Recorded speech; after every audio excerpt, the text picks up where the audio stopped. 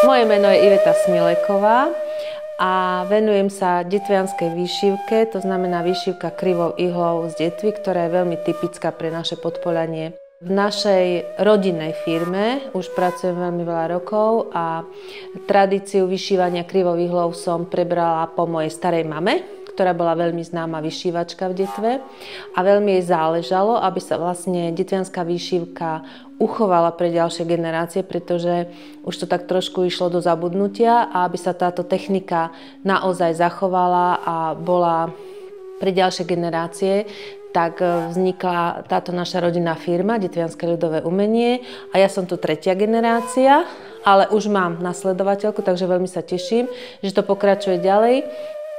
Čo sa týka ochrany známok a takéhoto, som sa rozhodla detviansku výšivku ochrániť, by som tak povedala, kvôli tomu, že už sa to začalo veľmi kopírovať, začalo sa to veľmi až doslova zneužívať a strojové výšivky a tak ďalej. A aby sa zachovala v takej forme, ako má byť, tak som sa rozhodla, že to musím nejako chrániť. Len som nevedela ako, ale veľmi mi pomohli dievčatá, práve z Úradu priemyselného vlastníctva v Banskej Bystrici, ktoré mi všetko vysvetlili, ako to má byť.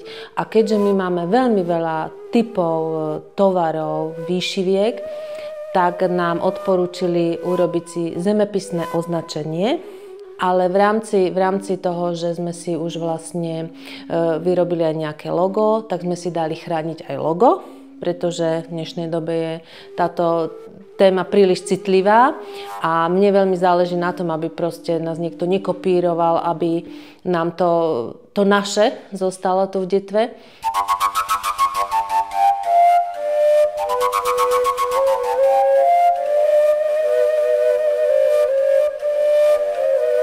Mňa veľmi teší to, že vlastne tým, že máme tieto ochranné známky, tak ja mám pocit, že tie veci majú taký punc kvality. Lebo nie každý to má, že? Nie každému to prejde, nie každý si to urobí.